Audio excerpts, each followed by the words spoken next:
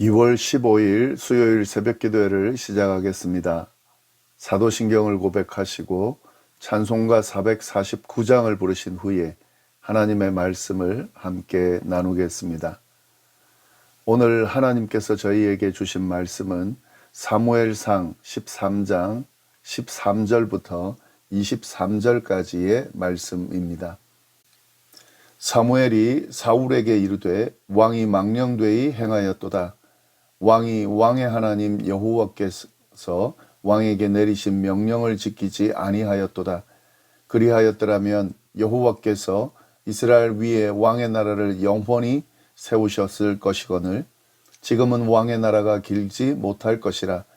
여호와께서 왕에게 명령하신 바를 왕이 지키지 아니하였으므로 여호와께서 그의 마음에 맞는 사람을 구하여 여호와께서 그를 그의 백성의 지도자로 삼으셨느니라 하고, 사무엘이 일어나 길갈에서 떠나 베냐민 기브아로 올라가니라. 사울이 자기와 함께한 백성의 수를 세어보니 600명 가량이라. 사울과 그의 아들 요나단과 그들과 함께한 백성은 베냐민 게바에 있고 블레셋 사람들은 믹마스에 진쳤더니 노략군들이 세 대로 블레셋 사람들의 진영에서 나와서 한 대는 오브라 길을 따라서 수알 땅에 이르렀고 한 대는 벳호른 길로 향하였고 한 대는 광야 쪽으로 스보임 골짜기가 내려다 보이는 지역 길로 향하였더라. 그때의 이스라엘 온 땅에는 철공이 없었으니 이는 블레셋 사람들이 말하기를 히브리 사람이 칼이나 창을 만들까 두렵다 하였음이라. 온 이스라엘 사람들이 각기 보습이나 삽이나 도끼나 괭이를 벼리려면 블레셋 사람들에게로 내려갔었는데 곧 그들이 괭이나 삽이나 쇠스랑이나 도끼나 채찍이 무딜 때에 그리하였으므로 싸우는 날에 사울과 요나단과 함께한 백성의 손에는 칼이나 창이 없고 오직 사울과 그의 아들 요나단에게만 있었더라. 블레셋 사람들의 부대가 나와서 믹마스 어귀에 이르렀더라. 아멘. 사울이 이스라엘을 다스린 지 2년이 되었을 때에 그는 군대를 조직했었습니다. 이스라엘 남자 3,000명을 뽑아서 그중 2,000명은 사울 자신과 함께하고 나머지 1,000명은 아들 요나단과 함께하도록 배치를 했습니다. 그런데 요나단이 독단적으로 국경에 있는 블레셋 사람의 수비대를 공격하게 되고 그로 인해 블레셋과의 전쟁이 일어나게 되었습니다. 이런 상황에서 사울은 길갈로 백성들을 모으고 하나님께 번제를 드린 후에 전쟁에 나서려고 했습니다. 그런데 이스라엘과 비교가 되지 않을 정도의 엄청난 규모의 블레셋 군대가 모였다는 소식을 들은 이스라엘 백성들은 두려워 떨며 숨기도 하고 도망치기도 했습니다. 이런 어수선하고 급박한 상황에서 사울은 큰 실수를 저지르게 되는데요. 제사를 집례해야 하는 사무엘이 약속된 기간에 오지 않자 자신이 직접 제사를 드린 것입니다. 이것은 절대로 하면 안 되는 행동이었는데 사울이 그것을 해버린 것입니다. 그렇게 사울이 제사를 드리자마자 사무엘이 도착을 했습니다. 도대체 무슨 일을 저질렀냐고 묻는 사무엘에게 사울은 아무렇지 않은 듯 변명을 늘어놓으며 제사를 드릴 수밖에 없는 상황이었음을 설명했습니다. 여기까지가 어제 본문의 내용입니다. 오늘은 그 이후의 내용이 이어집니다. 변명을 늘어놓는 사울에게 사무엘이 대답을 합니다. 1절 상반절 말씀인데요. 사무엘이 사울에게 이르되 왕이 망령되이 행하였도다. 왕이 왕의 하나님 여호와께서 왕에게 내리신 명령을 지키지 아니하였도다. 사무엘은 사울에게 그가 망령되이 행했다고 분명하게 이야기를 합니다. 사울의 행동은 비록 어쩔 수 없는 상황이었다 할지라도 그것은 망령되이 행한 행동이라는 것입니다. 왜 사울의 행동이 망령되이 행한 것일까? 다름 아닌 여호와께서 내린 명령을 지키지 아니한 것이기 때문에 그렇습니다. 사무엘이 분명히 말하죠. 왕의 하나님 여호와께서 왕에게 내리신 명령을 지키지 아니하였다. 하였도다. 물론 성경에는 사무엘이 정한 기한 7일을 기다렸는데 오지 않았다라고만 되어 있습니다. 그러나 단순히 그 기간을 기다리느냐 아니냐의 문제가 아니라는 거죠. 이걸 우리가 분명히 알아야 되는데요. 하나님께서 사무엘을 통해 하신 말씀이 분명히 있었을 겁니다. 지금 그 이야기를 하는 거죠.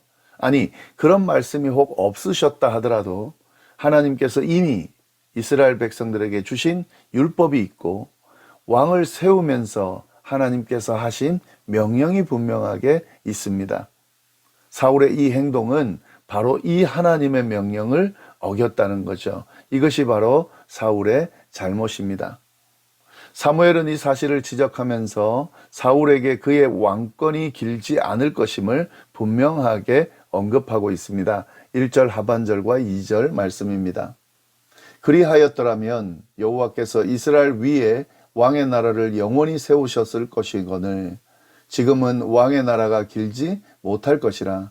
여호와께서 왕에게 명령하신 바를 왕이 지키지 아니하였으므로 여호와께서 그의 마음에 맞는 사람을 구하여 여호와께서 그를 그의 백성의 지도자로 삼으셨느니라 하고, 하나님의 명령을 지키지 않은 사울의 왕권이 그리 길지 않을 것이라는 겁니다.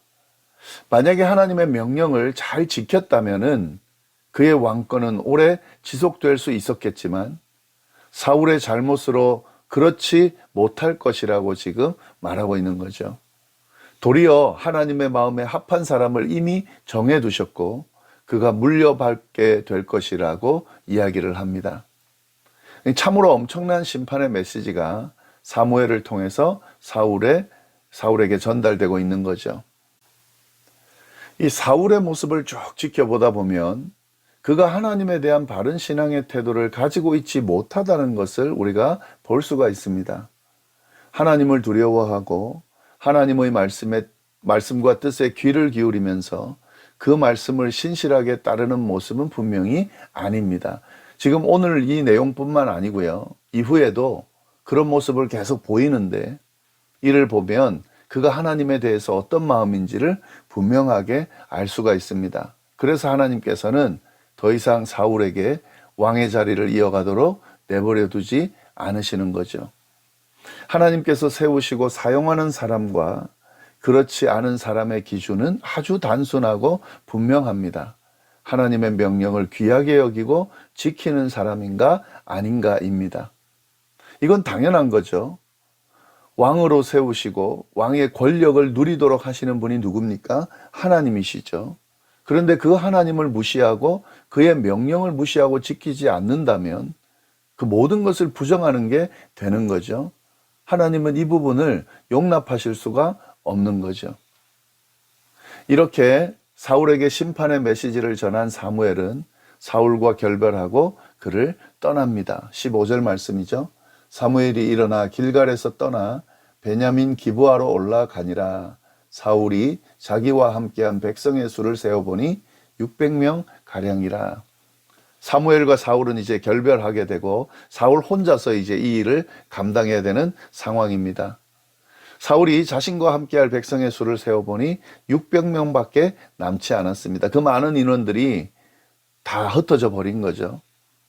사울은 아마도 이 이전에 암몬과의 전쟁 때처럼 그때 33만 명이 모였거든요. 그런 수많은 백성들을 모아 길갈에서 제사를 드리고 출전하려고 했을 겁니다.